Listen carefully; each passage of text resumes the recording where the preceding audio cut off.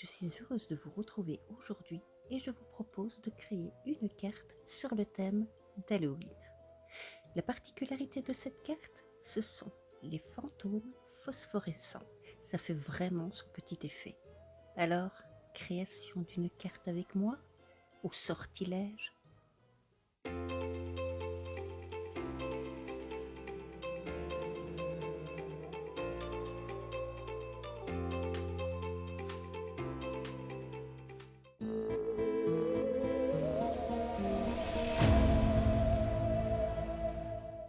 Vous aurez besoin d'une base de carte de 21 cm par 14,8 sur les 21 cm marqués en pli à 10,5. Ensuite, un panneau de 14,3 cm par 10 cm, un déchet de papier d'environ 10 cm par 5 et un autre panneau de 14,3 cm par 11 cm. De l'encre Distress ou autre marque de couleur noire et grise, de la colle, un plioir, une règle, des feutres noirs, mais ça c'est facultatif, une paire de ciseaux ou cutter, un crayon, un pinceau, de la peinture phosphorescente. Ici moi c'est de la marque Rayer, c'est une peinture que j'ai trouvée chez Audio. C'est une peinture hautement pigmentée à base d'eau pour un effet phosphorescent. Et ensuite quelques éléments décoratifs.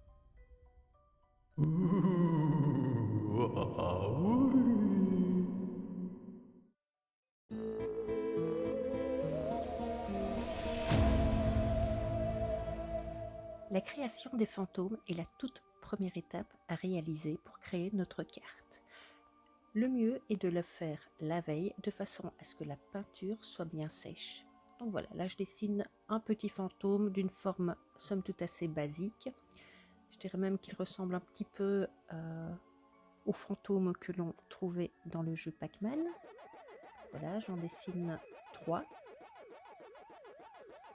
Je prends ma peinture phosphorescente et puis j'applique l'équivalent d'un tout petit poids à l'intérieur, au centre de mon petit fantôme, et je vais étaler à l'intérieur jusqu'au bord, jusqu'au trait. Voilà, j'étale.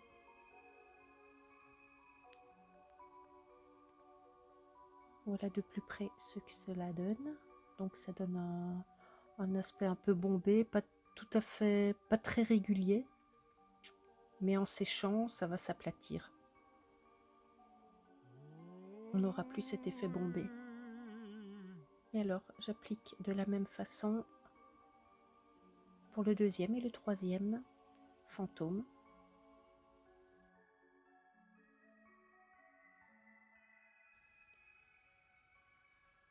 Et quand tout sera sec, je pourrai découper mes 3 petites formes.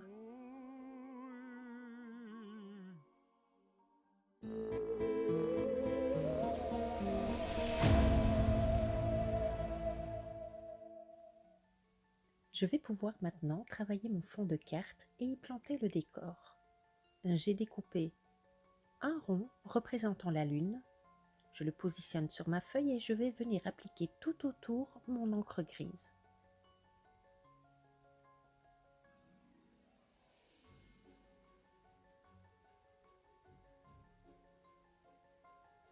Pour terminer ensuite par l'encre noire. Plus je m'éloigne de la lune, et plus le noir devient intense. Une fois que je tiens le résultat voulu, je mets de côté mon fond de carte et je vais pouvoir attaquer les collines. Je prends pour cela le deuxième morceau de feuille de 14,3 par 11. Je dessine une colline sur le haut de ma feuille et je vais venir couper.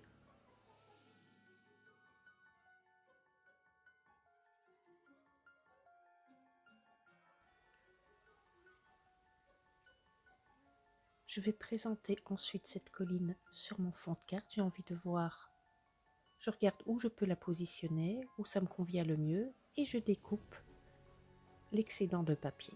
Cet excédent de papier va me permettre de faire la deuxième colline.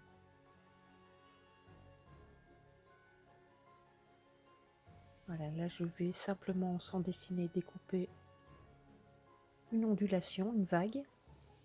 Je la positionne et une fois que le résultat me convient, je vais pouvoir à nouveau mettre en couleur en appliquant mes encres de la même manière que pour le fond de carte. J'applique d'abord la grise et ensuite la noire. Voilà ce qu'on obtient. Je ne vais pas tout de suite coller mes collines entre elles. Je regarde un petit peu avec mes éléments décoratifs comment je pourrais faire cette mise en scène.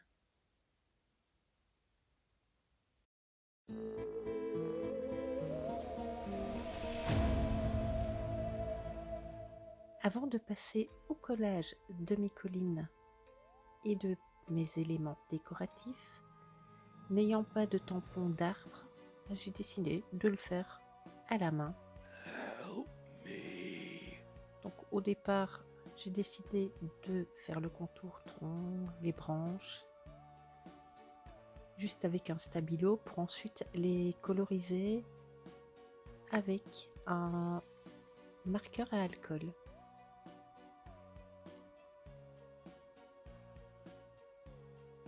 Mais bon, cette étape est vraiment facultative. Mais j'aime bien le rendu.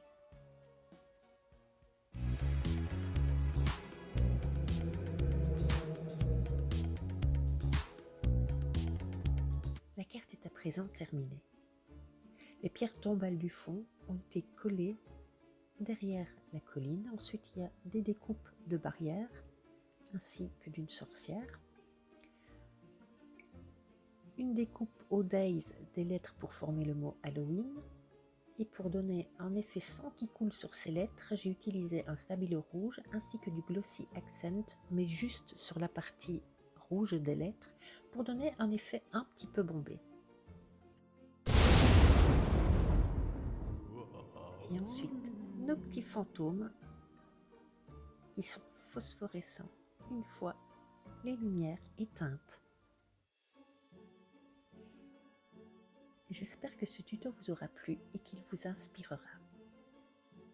Si c'est le cas, n'hésitez pas à cliquer sur le petit pouce en l'air, à commenter, je me ferai un plaisir de vous répondre, à partager et à vous abonner si ça n'est déjà fait. Je vous dis à très bientôt et bon scrap!